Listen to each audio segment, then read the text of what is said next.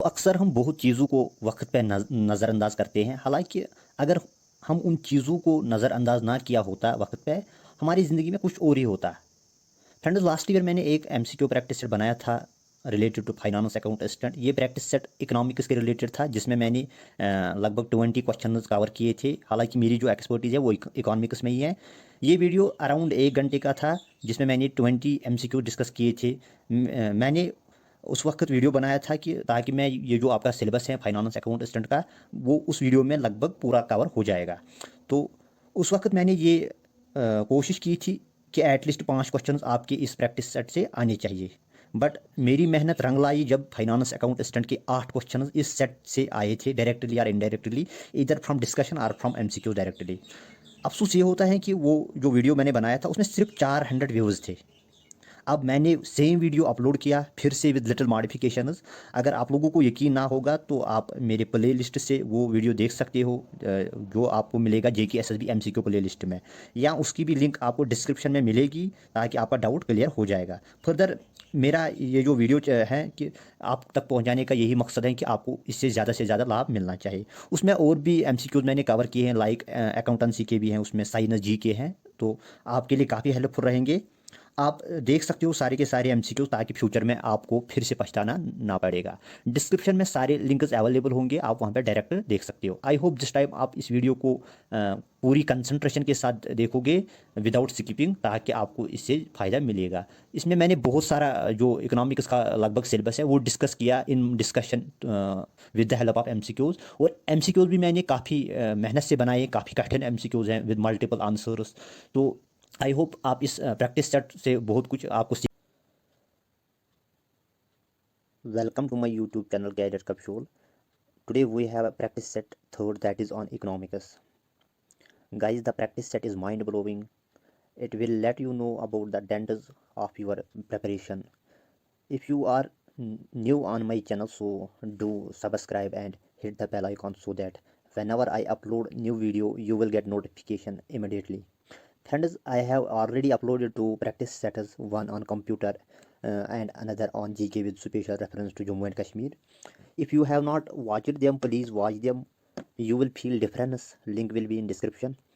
Guys, economics is deciding and game changing portion for JKSSB, as you have might noticed in Panchayat account assistant. So please put extra efforts so that you will fetch good marks in economics. Plus, one more thing is I have maintained high standard in practice set. Don't get demoralized if you will not score well. So let us start today's practice set.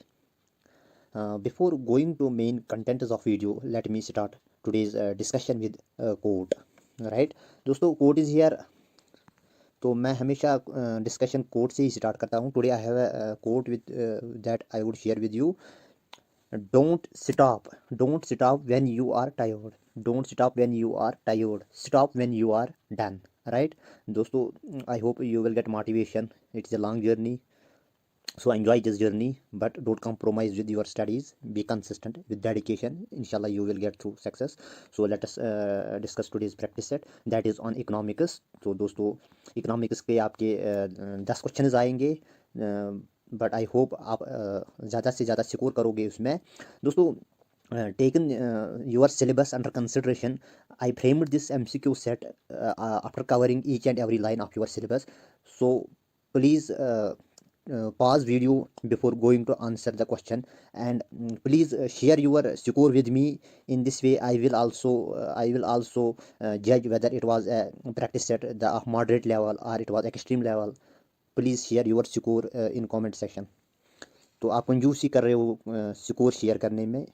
दोस्तों, अपना score share करिए मेरे साथ. So here is question number first for you.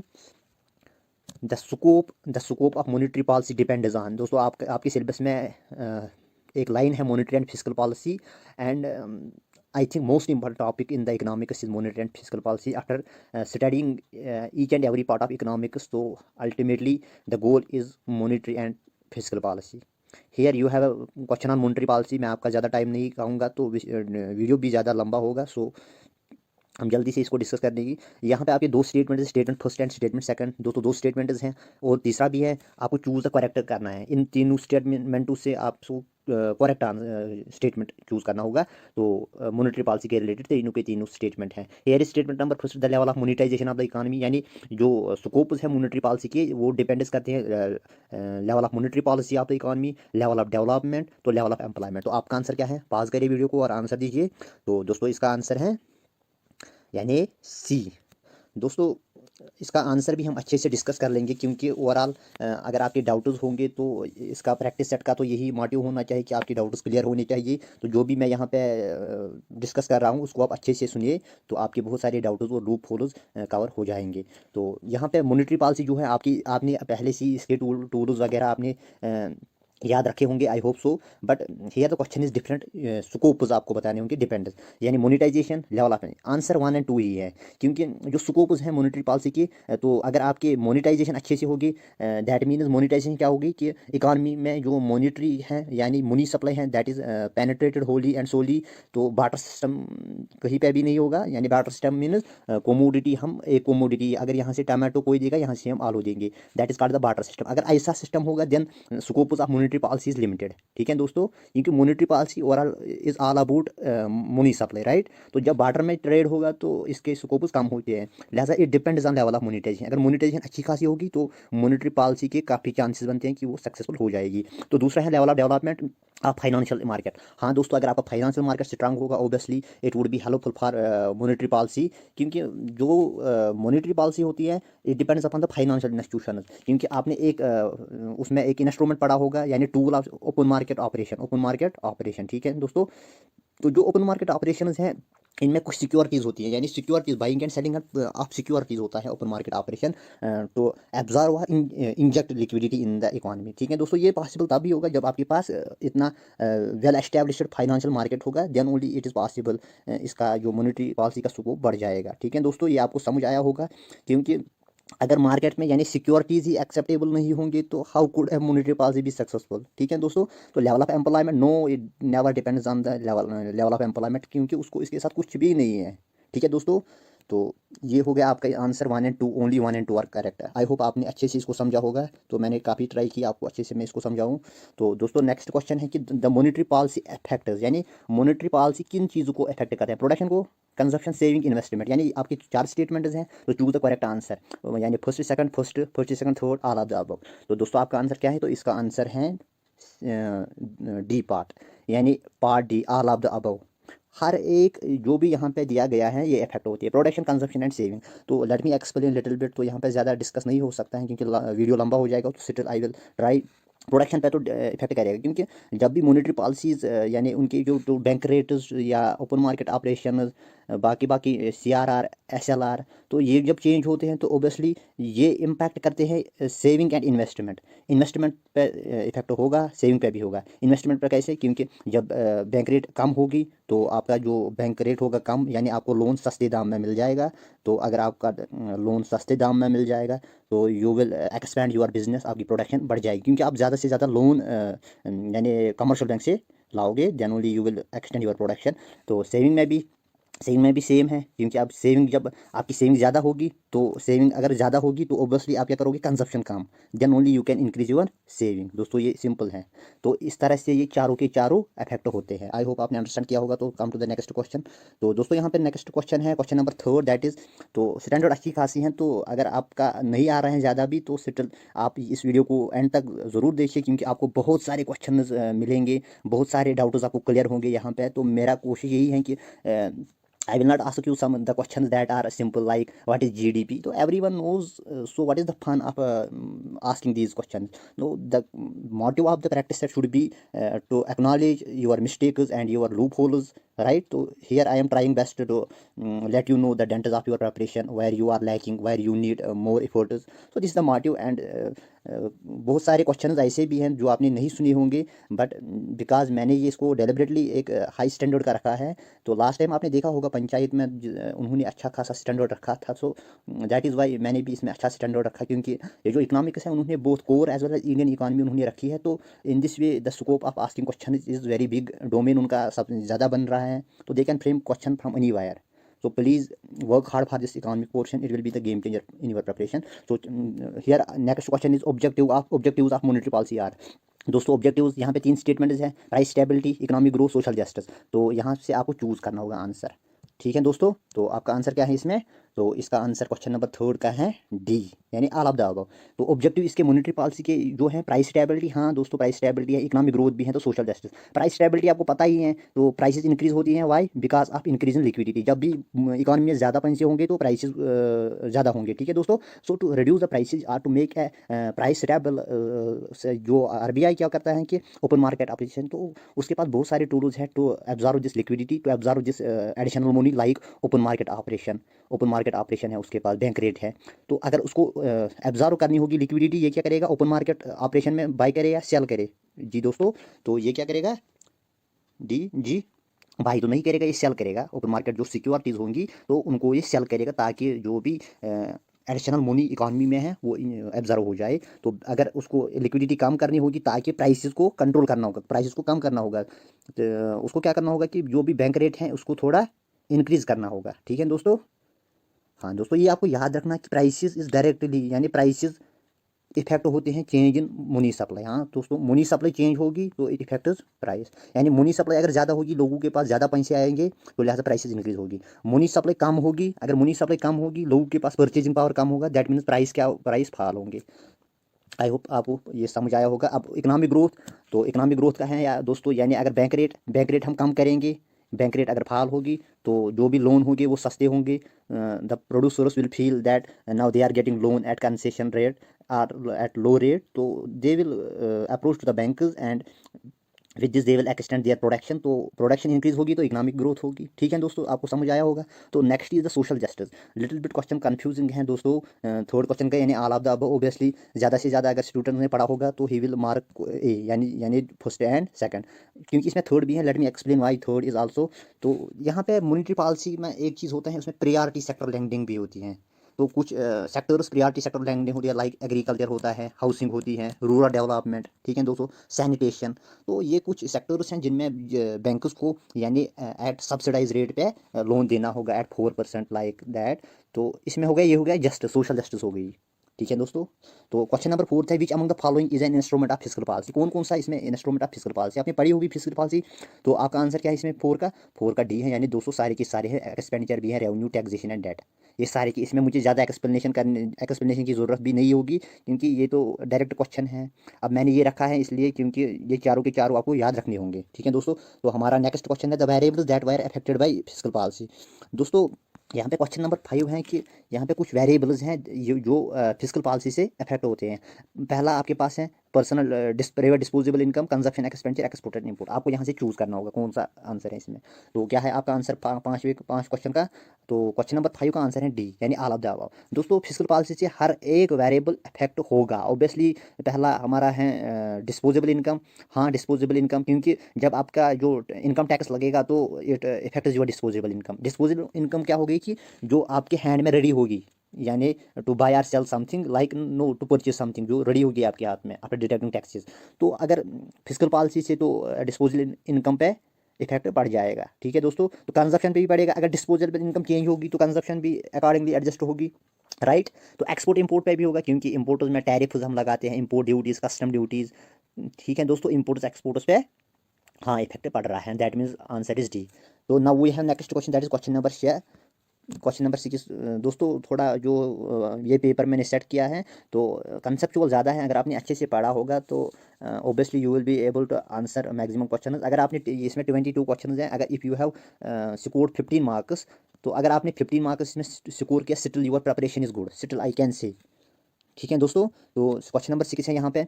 तो which are the following are not the objectives of fiscal policy? यहाँ पे ये जो 4 स्टेटमेंट्स दिए गए हैं, तो इनमें से आपको बोलना है which are the following are not objectives of, कौन सा इनमें से कौन सा ऑब्जेक्टिव नहीं है फिस्कल पॉलिसी का। तो यहाँ से आपको चूज करने होंगे चारों में से, A B or C or D. तो आंसर क्या है इसका दोस्तों? सी, इसका है सी, यानी इसका सी आंसर है दोस्तों सी में है आपका 3 और 4। 3 और 4 है इसका आंसर। तो आपको याद रखना होगा 3 और 4। तो लेट मी एक्सप्लेन वाई।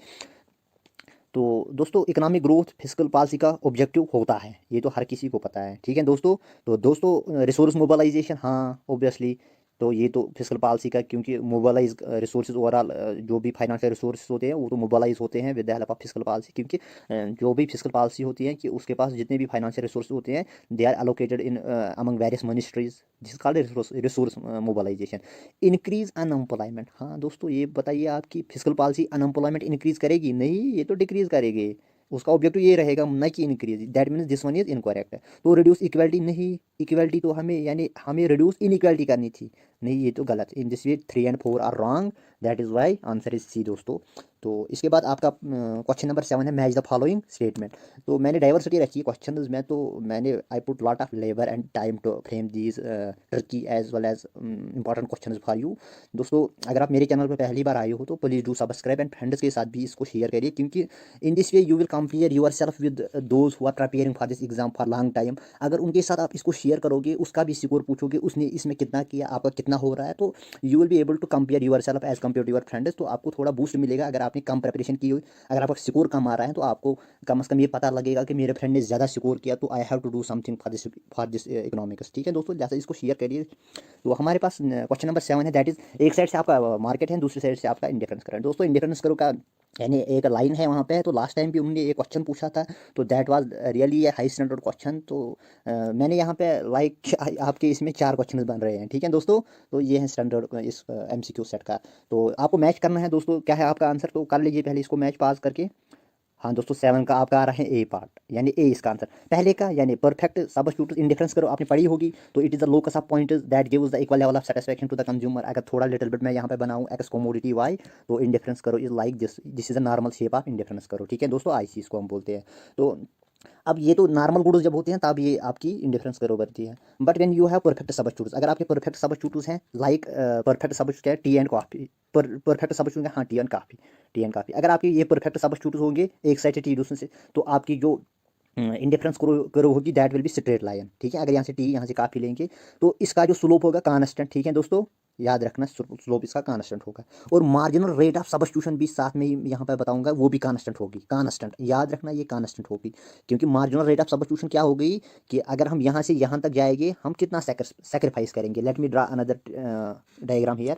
तो अगर आप यहाँ पे ए पॉइंट है आपका, क्योंकि रिसोर्सेज मेरे पास ज़्यादा नहीं है तो I am not able to make a proper diagram. तो अगर आप ए से बी तक जाओ, यहाँ से यहाँ तक जाओगे, इतना आप सेक्रीफाइस करोगे, फिर यहाँ से यहाँ तक आप तो हमेशा इतना इतना ही सेक्रीफाइस करोगे, ठीक है दोस्तों, ये कांस्टेंट रहेगा, जिस called margin rate of substitution. I hope मैंने आपको अच्छे से समझाया होगा, तो आगे भी इस पर क्वेश्चन आएगा तो आई विल टेक दैट। तो यहाँ पे मैंने बोला आपको कि परफेक्ट सबस्टिट्यूट्स का तो ए ही आएगा, यानी स्ट्रेट लाइन। तो कंप्लीमेंट्री यानी आपका हो गया ब्लैक पेन और red pen, complementary, no no sorry black, यानी राइट शूज़ और left shoes, right shoes left shoes, ठीक है दोस्तों। यानी आपका अगर सॉक्स होगा left socks right socks, these are complementary things, that means उनको आप यानी ink and pen, ink and pen, यानी अगर आपके पास बस इंक ही होगी पेन नहीं होगा that means it is not usable for us, it has no utility for us. अगर आपके पास पेन ही होगा तो दैट मीन्स, अगर पेन अकेला होगा दैट मीन्स इंक, उसके पास इंक नहीं होगी तो पेन को यूटिलिटी हमारे हमारे लिए कुछ नहीं होगी, zero utility, that means we are using complementary goods in combination. ठीक है दोस्तों, याद रखने के लिए आपको क्या करना है कि कंप्लीमेंट्री लाइट लेफ्ट शूज़ और राइट शूज़। तो अगर एक ही आप पहनोगे तो that means it is immaterial to have a single shoe, ठीक है या दोस्तों। तो हमारे पास पेयर ऑफ शूज़ होना चाहिए, then only we have utility for that thing. तो उसका क्या है, उसकी जो इंडिफरेंस लास्ट टाइम यही क्वेश्चन आया था कि उसमें क्या है आपका, तो इसका एल शेप्ड इंडिफरेंस करो होगी दोस्तों। इसका एक फिक्स्ड पॉइंट होगा जहाँ पे आपको ये ज़रूरत है, यानी इसका इतना इसका इतना, यानी एक्स कमोडिटी का इतना वाई का इतना, then only you will feel it this comfortable, और I can say have utility. ठीक है दोस्तों, तो इसका मतलब हो गया, इसका ये हो गया, इसका ये हो गया। तो न्यूट्रल गुड्स, हाँ इंपॉर्टेंट है आपके लिए न्यूट्रल गुड्स, मतलब अगर आपने इकोनॉमिक्स अच्छे से पढ़ी होगी, वहाँ पे एक कंसेप्ट था marginal utility, marginality of X commodity. अगर मार्जिनलिटी एक्स कोमोडिटी की जीरो होगी, ठीक है दोस्तों, और वाई की जीरो होगी, that means when neutral good on X axis, अगर एक्स एक्सिस की तरह आपका न्यूट्रल गुड होगा, यहाँ एक्स की न्यूट्रल, दैट मीन्स यहाँ पे मार्जिनल यूटिलिटी जीरो होगी। यानी अगर आप एक एडिशनल यूनिट कंज्यूम करोगे एक्स के तो यूटिलिटी आपकी जीरो होगी, ठीक है दोस्तों। तो दैट मीन्स जितना भी आप ऐड करोगे एक्स का, तो आपके यूटिलिटी पे फर्क नहीं पड़ेगी। तो हियर आई कैन से लाइक इसकी इंडिफरेंस करो ऐसी होगी, कर लो ऐड आप कितना भी कर लोगे, वाई का कांस्ट, क्योंकि अगर वाई का ज़्यादा हो गया तो you will shift on next indifference करो, याद रखना दोस्तों, सबसे इंपॉर्टेंट है, अगर आपने न्यूट्रल गुड एक्स एक्सिस की तरफ से लिया तो इंडिफरेंस करो पैरेलल टू एक्सिस, अगर वाई की तरफ से लिया that means parallel to Y axis. याद रखना, जरूर याद रखना इसको। तो that means neutral on X axis, ये तो पैरेलल होगी, ठीक है दोस्तों। तो हाँ, वन मोर थिंग इज, अगर दोनों के दोनों बैड होंगे, when both goods are bad, यानी pollution as well as pollution pollution दोनों साइड से, then indifference curve will be like this, concave होगी, ठीक है दोस्तों। तो इसका आंसर फिर 7 का ए बन गया।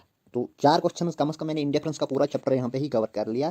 तो ये फ़ायदा है इस टेस्ट को करने का। तो आपको बहुत सारे कंसेप्ट भी क्लियर होंगे। अगर आपकी कोई भी क्वेरी या डाउट होगी तो you can ask me in the comment section. तो इंशाल्लाह मैं होप करूँगा कि आप क्वेश्चन पूछोगे, मैं उनकी जो भी आपकी क्वेरीज होगी उनको क्लियर करूँगा, ठीक है दोस्तों। You have question number 8 on the screen, that is consider the following statement about the income consumption करो। दोस्तों इंपॉर्टेंट क्वेश्चन है, प्लीज़ आपको ये भी पढ़ना है, income consumption curve as well as here you will not find any question on price consumption करो।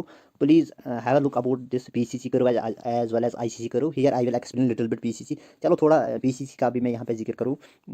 आपके लिए ज़रूरी ये है कि आप दोनों के दोनों कंसेप्ट पढ़ेंगे अच्छे से। तो यहाँ पे इनकम कंजप्शन करो के लिए 3 स्टेटमेंट आपके 1 2 and 3, you have to choose यहाँ से करेक्ट स्टेटमेंट क्या है, ठीक है दोस्तों। तो आईसीसी पहले इसका आंसर आप बताइए क्या है 8th का। तो दोस्तों all of statements are correct है।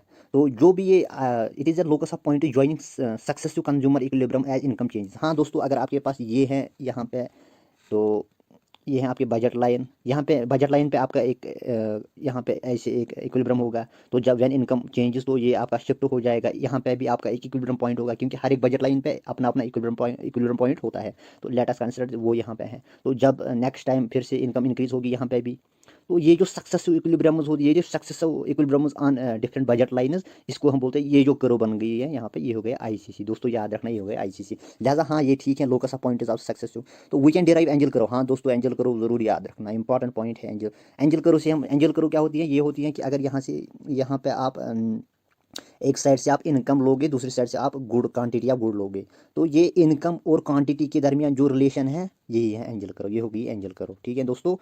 इनकम इंक्रीज होगी तो क्वांटिटी इंक्रीज होगी, इनकम इंक्रीज होगी क्वांटिटी इंक्रीज होगी। तो इसके बहुत सारे शेप्स हैं, थोड़ा आप देख लेना कि कितने सारे शेप्स हैं। इसको अपवर्डिंग भी है, बैकवर्ड बेंडिंग भी है एक, ठीक है दोस्तों। ऐसे मुझे यहाँ पे थोड़ा, यहाँ पे अगर आप देख सकते हो तो यहाँ पे एंजल करो ऐसे भी हो सकती है, थोड़ा एंजल करो ऐसे भी हो सकती है, बैकवर्ड बेंडिंग भी होती है, it depends upon the good, ठीक है दोस्तों। तो अगर आपके पास इन्फीरियर गुड होगा then it will be backward bending. यहाँ पे मैं लिया, यहाँ पे मैंने मेंशन किया कि अगर इन्फीरियर गुड होगा तो then this ICC will be backward bending. यहाँ पे मैं थोड़ा लिटिल बिट एक्सप्लेन करूँगा। यहाँ पे आपका इक्विलिब्रियम है, तो यहाँ पे आपका इक्विलिब्रियम है, ठीक है दोस्तों।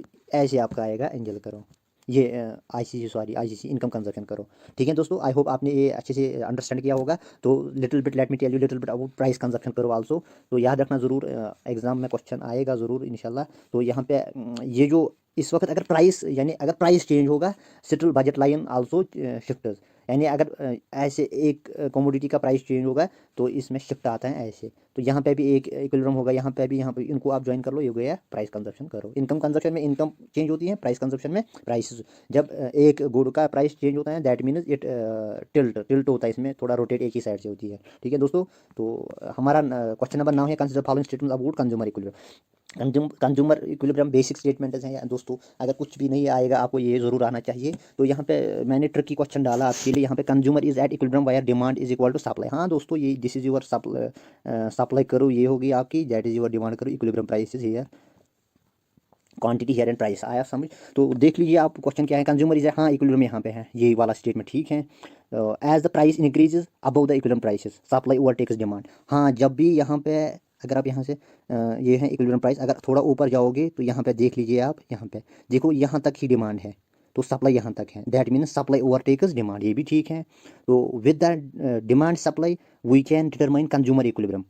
कंज्यूमर इक्विलिब्रियम, हाँ दोस्तों यहाँ पे हमने ये कंज्यूमर, यहाँ पे इक्विलिब्रियम है, दैट मीन्स क्वांटिटी जो है, पी है प्राइस, तो यहाँ पे consumer equilibrium but not producer equilibrium. दोस्तों ये गलत है, क्योंकि हम दोनों के दोनों यहाँ पे देख सकते हैं, क्योंकि same is the case with the producer. Demand supply के थ्रू ही हम उसको भी हम यहाँ पे एनालाइज कर सकते हैं weather he is in the equilibrium. हाँ दोस्तों ये गलत है, क्योंकि दोनों के दोनों हम इक्विलिब्रियम पे होते हैं with the help of this analysis, तो हम देख सकते हैं वो। तो तीसरा है increase in supply shifters supply करो, ये भी इंपॉर्टेंट है। अगर ये सप्लाई करो है आपकी, तो ये अगर आपकी सप्लाई करो है, सप्लाई करो, अगर सप्लाई इंक्रीज होगी तो इसका शिफ्ट यहाँ होगा, ठीक है दोस्तों, हो गया राइट। तो increase in supply, shift supply करो, राइट, हाँ ठीक। और दूसरा भी देखो यहाँ पे डिक्रीज इन डिमांड, हाँ दोस्तों यहाँ पे अगर आपकी ये डिमांड होगी, अगर डिक्रीज होगी, अगर इंक्रीज डिमांड होगी तो यहाँ जाएगी, अगर डिक्रीज होगी यहाँ जाएगी, लिहाजा इसका decrease in demand shift shift sorry यहाँ पे मुझे ये तो टाइपिंग एरर हो गया, यहाँ पे सप्लाई की बजाय डिमांड थी, ठीक है दोस्तों, यहाँ पे इसको करेक्ट करना, यहाँ पे ये डिमांड थी, यहाँ पे ये डिमांड थी, डिमांड डिमांड करो लेफ्ट होगी, हाँ ये भी ठीक है, ठीक है दोस्तों। तो in this way question number now it is answer is 1, 2 and 4 is correct, ठीक है दोस्तों। तो यहाँ पे हमारा क्वेश्चन नंबर 10 है, दैट इज एक साइड से आपकी इलास्टिसिटी है, क्योंकि आपके सिलेबस में डिमांड है, डिमांड एनालिसिस, तो one of the important topic of demand analysis, I guess if they will ask a question on demand, so the hot and fertile topic is your elasticity of demand, that is I have taken this question, here is elasticity and here is shape of the curve, तो elasticity shape of the करो, यहाँ पे perfect elastic अगर होगी आपकी demand, तो दोस्तों इसका पहला आंसर क्या है, आंसर करें इसको 10 को सी है, दैट मीन्स अगर आपकी परफेक्ट इलास्टिक इन इलास्टिक होगी यहाँ पे, तो दैट मीन्स यहाँ से प्राइस आप लेते हो, यहाँ से क्वांटिटी, तो अगर आपकी परफेक्ट इन इलास्टिक होगी, that means your this curve will be like this, ठीक है दोस्तों। तो इसकी इलास्टिसिटी बिल्कुल खड़ा होगी, तो उसकी इलास्टिसिटी क्या होती है, हाँ दोस्तों, इलास्टिसिटी मीन्स स्लोप, ठीक है दोस्तों, इसका स्लोप क्या है, इन्फिनिटी है ना, तो इसका स्लोप इन्फिनिटी है। तो यहाँ पे परफेक्ट इन इलास्टिक का डिमांड करी होगी, तो ये किसके साथ मैच होगा, पैरेलल टू वाई एक्सिस, ठीक है दोस्तों, पैरेलल टू वाई एक्सिस, ठीक। तो परफेक्ट इलास्टिक दैट मीन्स अगर ऐसी होगी वो, तो इसका स्लोप क्या है, स्लोप मीन्स प्राइस इलास्टिसिटी क्या है इसकी, याद रखना, प्राइस इलास्टिसिटी मीन्स स्लोप क्या है इसका, तो इसका स्लोप है 0, हाँ स्लोप इसका 0 है, तो इसका स्लोप 0 है, इलास्टिसिटी इसकी बन रही है इन्फिनिटी, ठीक है दोस्तों, स्लोप 0 है, इलास्टिसिटी इन्फिनिटी, इसका स्लोप इन्फिनिटी है, इलास्टिसिटी होगी 0, ठीक है दोस्तों। यूनिटेरी का 1 हो गया, ठीक है, तो यूनिटेरी का ऐसा होता है हमारा जो ग्राफ होता है, दैट इज रेक्टेंगुलर हाइपरबोला, तो इन दिस वे ये हो गया रेक्टेंगुलर हाइपरबोला, ये हो गया इसके साथ। तो यहाँ पे मैं आपको ये ज़रूर बताऊंगा कि परफेक्ट इनलास्टिक हो गई उसकी प्राइस इलास्टिसिटी 0, परफेक्टली इलास्टिक की हो गई इन्फिनिटी, तो इसकी यूनिटरी की होगी 1, तो याद रखना। Question number 11 is consider the following statements, आपके 3 स्टेटमेंट्स हैं, तो यहाँ पे आपको आंसर मार्क करना होगा। In a perfect competition a producer always earn normal profits, दोस्तों आपका आंसर क्या है इसमें, 11 का डी है दोस्तों, ऑल आर आपको इनकरेक्ट बताना होगा, ऑल आर इनकरेक्ट है, यहाँ पे सारे के सारे इनकरेक्ट है। परफेक्ट कंपटीशन जो होता है वहाँ पे आपको प्रॉफिट नॉर्मल भी होते हैं, सुपर नॉर्मल, इट डिपेंड्स, अगर शॉर्ट रन होगा नॉर्मल भी होगी, सुपर, लॉन्ग रन में आप हमेशा अर्न करोगे नॉर्मल प्रॉफिट्स, मैं परफेक्ट कंपटीशन की बात कर रहा हूँ कि ना, लॉन्ग रन में आप नॉर्मल प्रॉफिट्स हमेशा अर्न करोगे, तो शॉर्ट रन में आपकी प्रॉफिट लॉस भी होंगे, ठीक है दोस्तों, नॉर्मल प्रॉफिट्स भी होंगे, अब नॉर्मल भी होंगे, तो दैट मीन्स ये तो गलत है, क्योंकि इसने इसमें बताया परफेक्ट कंपटीशन ऑलवेज अर्नर्स, नहीं ऑलवेज नहीं, शॉर्ट रन में तो नॉर्मल कहाँ होते हैं। तो इन मोनोपोली या प्रोड्यूसर में इनक्योर लॉस, नहीं दोस्तों, हमेशा मोनोपोली में लॉस नहीं होता है, and monopolistic producer has control on both price and control, दोस्तों ये भी गलत है, सारे के सारे गलत हैं। तो यहाँ पे आपने इसमें पढ़ा होगा मोनोपोली में कि वहाँ पे प्रॉफिट्स हमेशा होते हैं, तो यहाँ पे मैं आपको ये मोनोपोलिस्टिक का बताऊँ कि अगर यहाँ पे ये हो गया आपकी डिमांड एंड ये रेवेन्यू, डिमांड करो एंड मार्जिनल रेवेन्यू करो, ये दिस वन, तो यहाँ पे अगर ये सेट करेगा, लेट मी टेल यू, इसका कंट्रोल नहीं होता है दोनों पे, ना प्राइस एक पे ही होता है, लाइक अगर इसने यहाँ पे सेट प्राइस किया, तो यहाँ पे ऑटोमेटिकली क्वांटिटी डिमांड डिटरमाइन हुई यहाँ पे, ठीक है दोस्तों। अगर उसने क्वांटिटी फिक्स की, यहाँ तक मुझे सेल करना है, तो इसका मतलब क्या, प्राइस इसके हाथ में नहीं होगा, ये खुद ही डिसाइड होगा। Hope you would have understood. तो यहाँ पे क्वेश्चन नंबर 12 है, which among the following are features of perfect competition, 3 statements है दोस्तों, आपको करेक्ट आंसर चूज करना होगा यहाँ से। तो 3 statement which are the following feature कौन है परफेक्ट कंपटीशन का, large number of buyers but not sellers, दोस्तों लार्ज नंबर ऑफ बायर्स होते हैं बट नॉट सेलर्स, नहीं सेलर्स भी large, that mean this one is incorrect, sellers भी large होते हैं, बायर्स भी। Uniformity of price with price discrimination, दोस्तों यूनिफॉर्मिटी ऑफ प्राइस होती हैं, याद रखना परफेक्ट कंपटीशन में यूनिफॉर्मिटी ऑफ प्राइसेस होती हैं, बट अगर यूनिफॉर्मिटी ऑफ प्राइसेस होगी तो discrimination is impossible, so price discrimination is impossible here, that is wrong, it is wrong. Differentiated product, नहीं दोस्तों, जब यूनिफॉर्म प्राइस होगा तो प्रोडक्ट डिफरेंशिएटेड नहीं होगा, परफेक्ट सब्स्टिट्यूट होता है, that means both are incorrect, close भी नहीं होता है, क्लोज सब्स्टिट्यूट, परफेक्ट सब्स्टिट्यूट, तो हर एक स्टेटमेंट इसमें रॉन्ग है। 12 को आपका आंसर है D. Here is question number 13 on your screen, choose the correct statement या स्टेटमेंट्स। यहाँ से फिर से आपको 4 स्टेटमेंट्स हैं दोस्तों, यहाँ से आपको फिर आंसर मार्क करना होगा। यह है first statement, factors of production includes. तो मैंने सिलेबस की हर एक लाइन से आपके क्वेश्चंस बनाए हैं, तो I mean question number 13 contains at least 4 question, right दोस्तों। तो मेहनत से बनाइए, आप भी अच्छे से इसको पढ़िए करिए और शेयर भी करिए बाकी लोगों के साथ। तो खूब एंजॉय करिए। अगर स्कोर कम भी हो रहा है तो डोंट डिमोरलाइज, आपका मॉरल कम नहीं होना चाहिए, क्योंकि ओवरऑल पेपर स्टैंडर्ड तो अच्छा खासा है। अगर आपके 15 भी बन रहे हैं स्टिल दैट इज सफिशिएंट, ठीक है दोस्तों। तो यहाँ पे चूज द करेक्ट, पहला statement, factors of production include land, labour and capital only. No it is wrong, क्योंकि इसमें one more is absent that is entrepreneur, here it is wrong, ठीक है दोस्तों। तो हमारा करेक्ट स्टेटमेंट यहाँ से निकालने होंगे। Marginal productivity is additional productivity bye employing additional, हाँ दोस्तों मार्जिनल प्रोडक्टिविटी होगी ये, आपने ये पढ़ा होगा, इजी कंसेप्ट है। And isoquant is same in the shape as that of indifference curve, हाँ दोस्तों आइसोकांट और इंडिफरेंस करो सेम शेप है, एग्जैक्ट, ये भी ठीक है, ये भी ठीक है, पहला गलत था। Budget line is same as isocost, हाँ दोस्तों अगर आपने बजट लाइन पढ़ा होगा, budget line is like this, तो ये कंज्यूमर के लिए होती हैं, तो प्रोड्यूसर के लिए होती हैं, isocost line, this called isocost line, producer. तो यहाँ पे इंडिफरेंस करो होती हैं किसके लिए, तो ये होती हैं हमारे कंज्यूमर के लिए, तो यहाँ पे आइसोकांट होता है प्रोड्यूसर। तो आइसोकांट क्या हो गया, आइसोकांट हो गया combination of labour and capital which gives equal level of output, वहाँ पे हो गया इक्वल लेवल ऑफ सेटिस्फेक्शन, यहाँ पे इक्वल लेवल ऑफ आउटपुट, ठीक है दोस्तों। तो यहाँ पे आपका आंसर क्या आ रहा है 13 का, डी, यानी 2, 3 and 4 are correct, first is incorrect.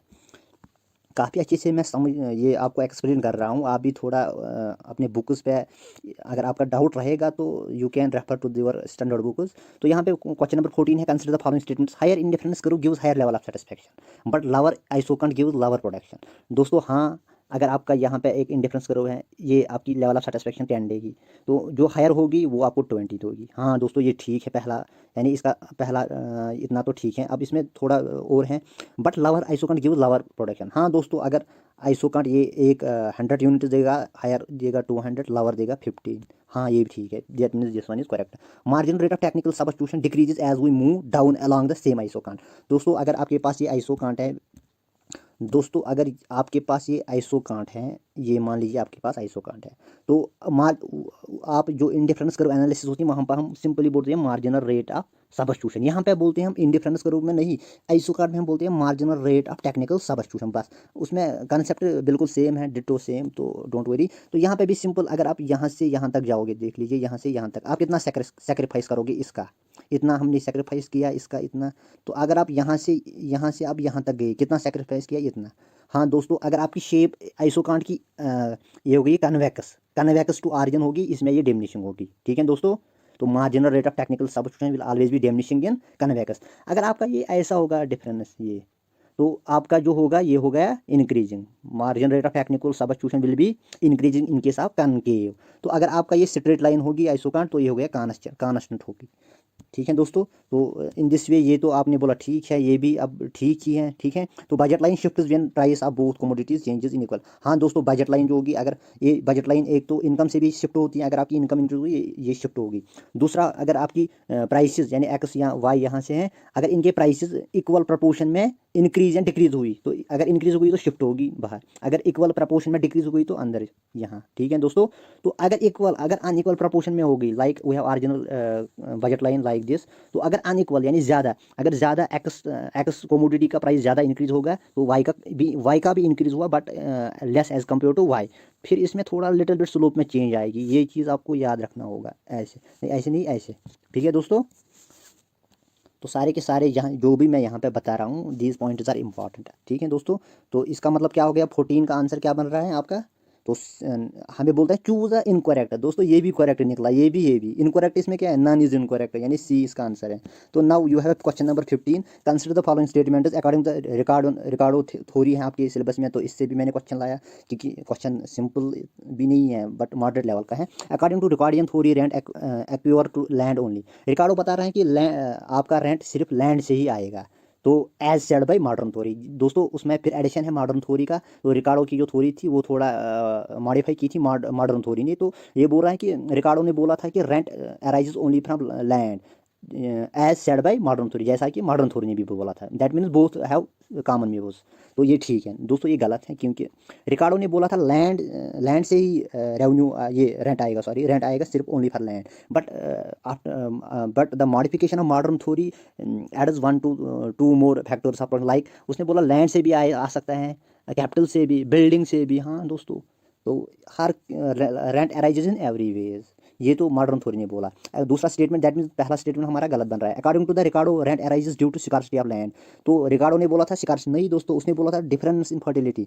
तो ये जो बोला था रिकार्डो ने नहीं बोला था स्कार्सिटी ऑफ लैंड, तो मॉडर्न थ्योरी वालों ने बोला था। मॉडर्न ने बोला था जो रेंट आ रहा है हमारा it is due to scarcity of land, while the Ricardo told about the difference in fertility of soil, that means ये भी गलत है। याद रखना, इसमें थोड़ा लिटिल बिट मैंने चेंज की, उल्टा पलट किया, तो याद रखना कि रिकार्डो ने क्या बोला था difference in fertility, but modern ने बोला था स्कार्सिटी ऑफ लैंड, लिहाजा ये गलत बन रहा है। According to Ricardo rent does not enters into the price, हाँ ये ठीक है, क्योंकि रिकार्डो ने बोला कि रेंट एंटर प्राइस में नहीं होता है, that is rent is not the part of price.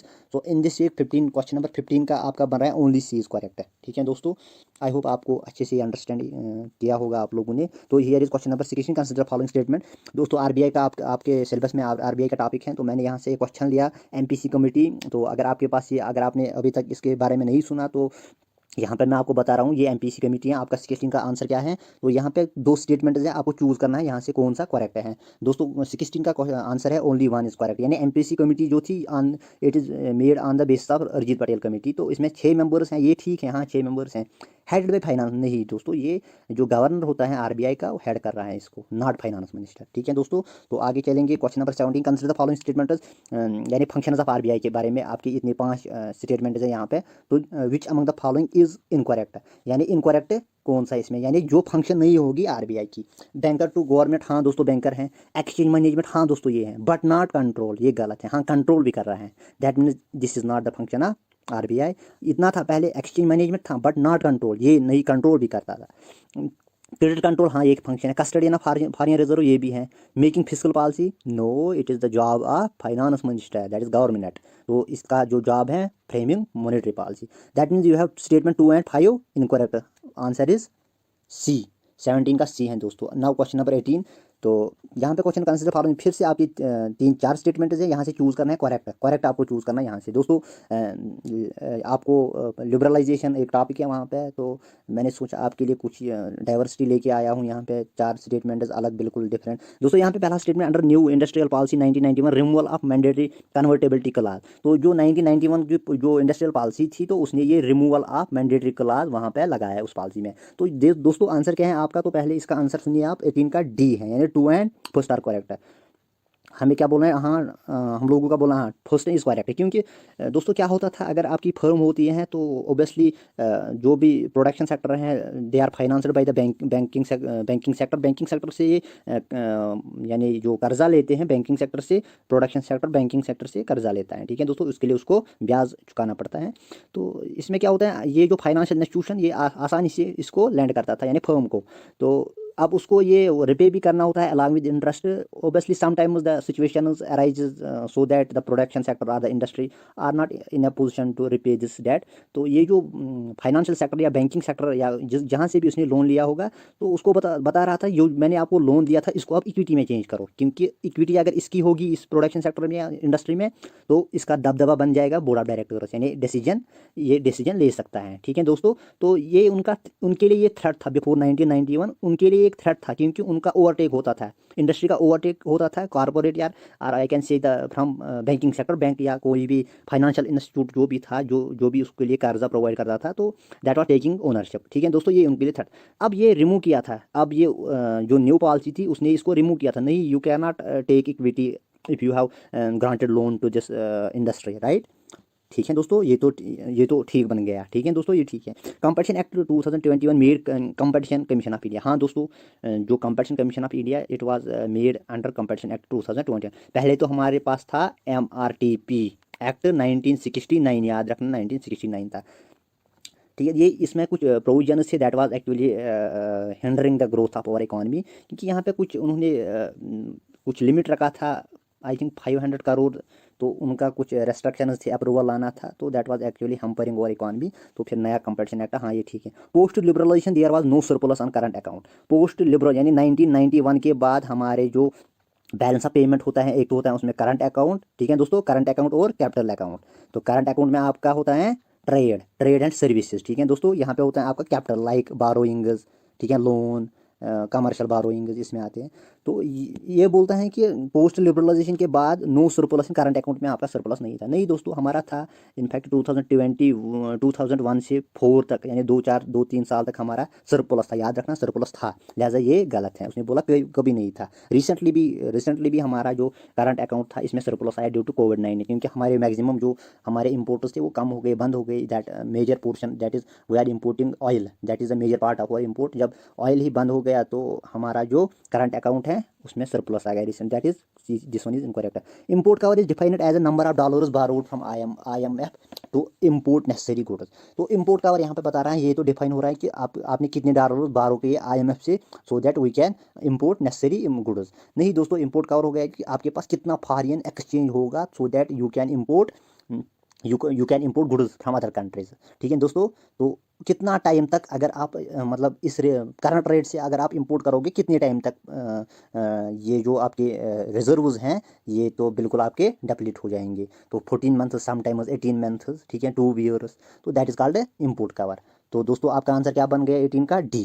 To and first and second are correct है। Here is question number 19। दोस्तों थोड़ा वीडियो लंबा हो गया, तो यहाँ पे क्वेश्चन नंबर 19, क्योंकि बहुत चीज़ें मैंने आपके लिए क्लियर किए, बहुत सारा डिस्कस करना था। Consider following statement, nominal GDP is always greater than real GDP. आपने नॉमिनल जीडीपी और रियल जीडीपी पढ़ा होगा। नॉमिनल जीडीपी क्या हो गया दोस्तों? अगर आपके पास यानी एक साल में अगर आपकी प्रोडक्शन हो गई, let me tell simple example, अगर आपने एक साल में बिल्कुल पेन बनाए थे, 10 पेन बनाए आपने एक साल में, तो आपका है 10 पेनज इज योर रियल जीडीपी, ठीक है। तो नॉमिनल जीडीपी, ये रियल जीडीपी क्या होता है, लेट मी टेल यू।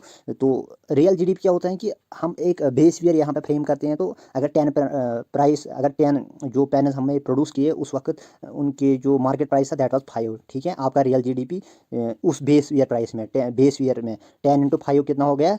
10×5 = 50, यानी 50 आपका रियल जीडीपी था। तो अब करंट में हम नॉमिनल अगर देखेंगे कि नॉमिनल क्या होता है, ये हो गया अगर आपने 10 इस साल आप अगर आपने 10 पेन प्रोड्यूस किए, तो उसका हम प्राइस देखते हैं कि बेस ईयर में क्या था इनका प्राइस, यानी 5 था। That means over nominal real GDP 15। Now in current year अगर हमारे सिंपली हमने 10 ही पेन प्रोड्यूस किए, तो हम करंट ईयर के प्राइसेस देखते हैं। करंट ईयर मीन्स अगर आपके अब 10 हो गए, 10 यानी आज का प्राइस जो 10 है, that is 10 or 100, that is हमारा नॉमिनल 10 है। तो ये 100 है, ये 15 है, that means nominal is more. तो अगर प्राइसेस कम हुए होंगे, किसी भी ईयर में प्राइसेस कम हुए, यानी 4 से, दैट मीन्स 40 भी हो सकता है, ठीक है दोस्तों। तो रियल जीडीपी में आपका जो बेस ईयर प्राइसेस कंसिडर किए जाते हैं, तो नॉमिनल जीडीपी में करंट ईयर, लिहाजा आपका नॉमिनल जीडीपी रियल जीडीपी से भी ज़्यादा भी होगा, कम भी होगा। तो नॉमिनल जीडीपी जो होगा वो ज़्यादा होगा कब? जब आपके प्राइसेस ज़्यादा होंगे बेस ईयर प्राइस से, ठीक है। तो नॉमिनल जीडीपी कम होगा जब आपके प्राइसेस कम होंगे बेस ईयर प्राइसेस से, ठीक है दोस्तों। इतना तो आपने समझ लिया होगा। तो यहाँ पे क्वेश्चन है nominal GDP is always greater, no it can be more और लेस, ठीक है दोस्तों। तो मैंने आपको समझाया कि नॉमिनल जीडीपी कब ज़्यादा होगा, कब कम होगा, तो depends upon the prices, current year prices. From GDP deflator, हाँ दोस्तों इसको भी ज़रूर आप याद रखिए कि जीडीपी डेफलेटर क्या हो गया। जीडीपी डेफलेटर, तो रिसोर्सेज मेरे पास नहीं है, तो I was suppose to purchase the writing tab. तो वहाँ पे मैं अच्छे से आप लोगों को डिस्कस करूँगा ये topic, but I haven't purchase that. With the help of you guys I will purchase that. तो यहाँ पे जीडीपी डेफलेटर है हमारे पास। जीडीपी डेफलेटर की डेफिनेशन होती है nominal GDP divide by real GDP, ठीक है। नॉमिनल और रियल जीडीपी मैंने पहले से डिस्कस किया आपको। अगर आपका कन्फ्यूजन अभी भी होगा तो please tell me in the comment section. तो यहाँ पे जो nominal GDP divide by real GDP, यानी हम जो एग्जांपल हमने ली थी वहाँ पे हमें नॉमिनल जीडीपी 100 आया था, तो रियल जीडीपी 50 ही था। तो इंटू हम इसको 100 करते हैं, दैट मीन्स 200, दैट मीन्स 200 निकला वहाँ पर। तो ये जनाब ये जो 200 निकला, this is called price index number. एक तो ये आपका प्राइस इंडेक्स नंबर क्या शो कर रहा है, price index number 200, that means base year का जो हमारा होता है वहाँ पे 100% हम लेते हैं। तो 100% इंक्रीज़ हुई है प्राइस से। हाँ आपने अगर आपने देखा होगा वहाँ पे हमने 5 लिया था पहले प्राइस, फिर 10, दैट मीन्स 100% इंक्रीज। हाँ इसने भी दिखाया था 200% आई। हाँ यहाँ से आपने थोड़ा एक्सप्लेन मैंने इसको किया कि जीडीपी डेफिलेटर से हम प्राइस इंडेक्स नंबर कैलकुलेट करते हैं। मैंने ये दिखाया भी आपको, तो अच्छे से आप थोड़ा वीडियो को पॉज करके आप समझिए इसको। तो यहाँ पे तीसरा स्टेटमेंट है, ये आपको गलत निकला, ये ठीक निकला। तो यहाँ पे income generated by Ambani in London is not included in national. दोस्तों नेशनल इनकम आपने पढ़ा होगा, बट आपने इस पर कम फोकस किया होगा आई होप। तो मेरा यही मोटिव तो मेरा यही है कि आपके जहाँ पे आप मतलब नज़र नहीं होते हैं उन पॉइंट्स पे, तो वही पॉइंट्स मैं आपके सामने लेके आता हूँ in the form of this MCQ set. So please watch all the MCQ sets. तो यहाँ पे अगर नेशनल इनकम की बात कर रहे हैं आप, तो नेशनल इनकम क्या होती है? ये तो होती है वो जो इनकम, तमाम इनकम जो आप नॉर्मल रेजिडेंट्स ऑफ इंडिया, जो इंडिया के रेजिडेंट्स प्रोड्यूस करते हैं या जनरेट करते हैं। नेशनल इनकम होगी है जो भी इनकम इंडियन रेजिडेंट्स जनरेट करेंगी, चाहे वो इंडिया में करेगी या आउटसाइड या बाकी कंट्रीज़ में। तो बस इसका यही है कि इंडिया का होना ज़रूरी है, यानी नॉर्मल रेजिडेंट ऑफ इंडिया होना ज़रूरी है, चाहे फिर वो अमेरिका में प्रोड्यूस करेगा। तो यहाँ पे यही है, income generated by Ambani in London दोस्तों is not included national income.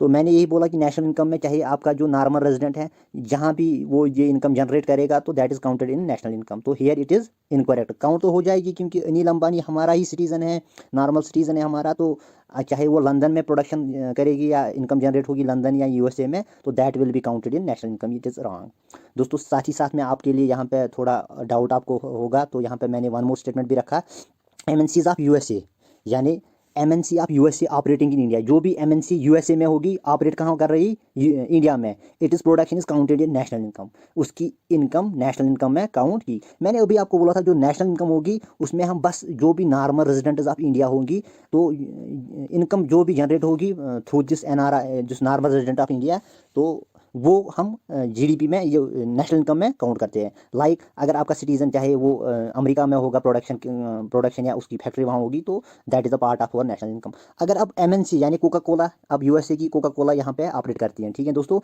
तो क्या हम उसको इसको नेशनल इनकम में काउंट करेंगे? नहीं। मैंने अभी बोला कि नेशनल इनकम में हम बस काउंट क्या करते हैं, जो इंडिया का रेजिडेंट होगा। तो MNC is not the resident of our country, that is from USA, so we are not counting it in our national income.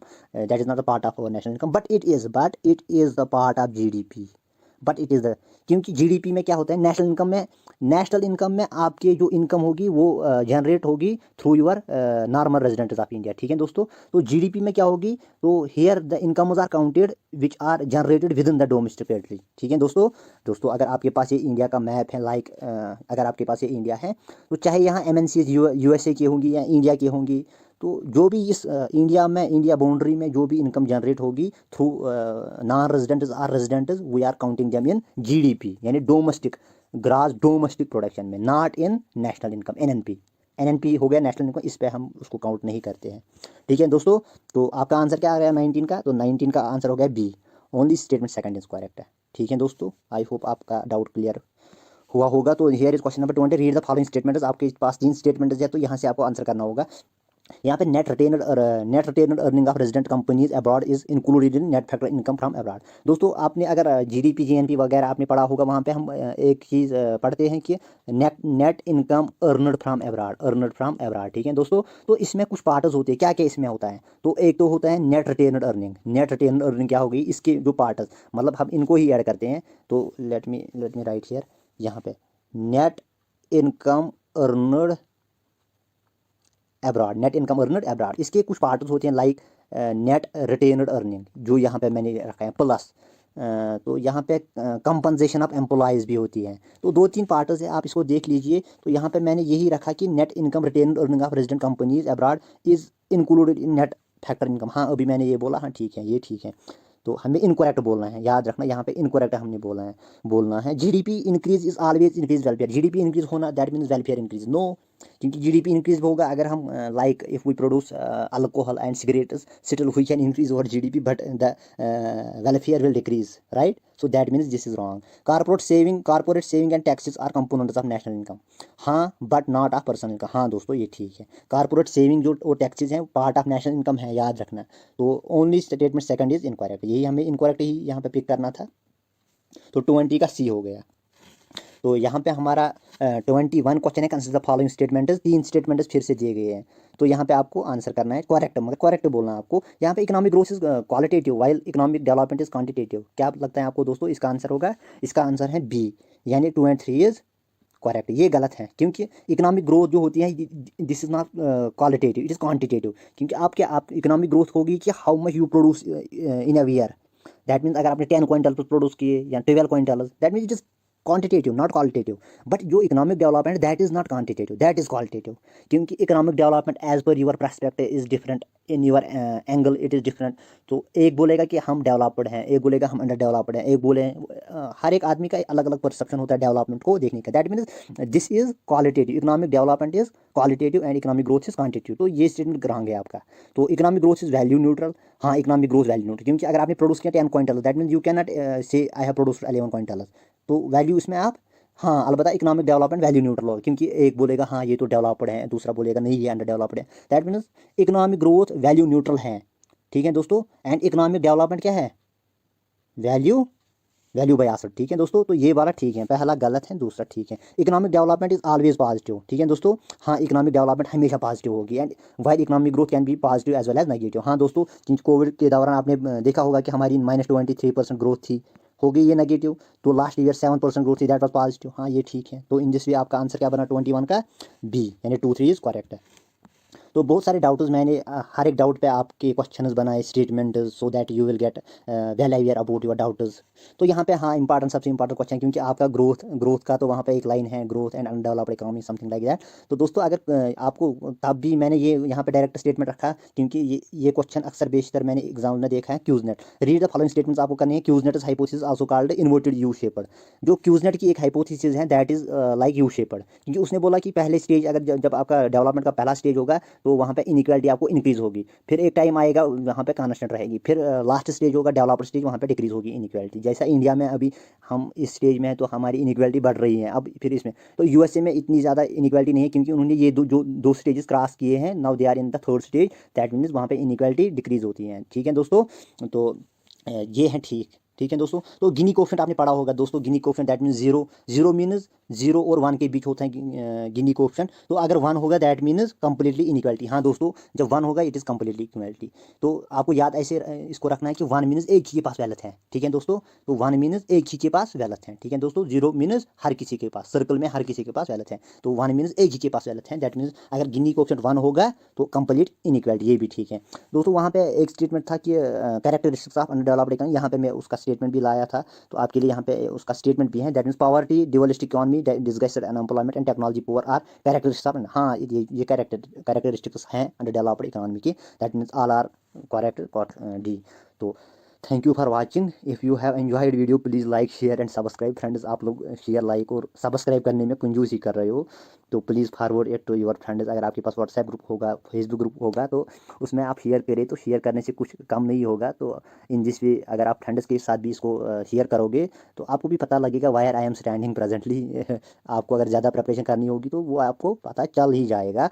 तो please share it, like and subscribe. अगर कुछ डाउट क्वायरी होगी तो आप मुझे पूछ सकते हो कमेंट सेक्शन में। अगर उसके अलावा भी कुछ पूछना होगा तो आपके जो डिस्क्रिप्शन बॉक्स होगा तो वहाँ पे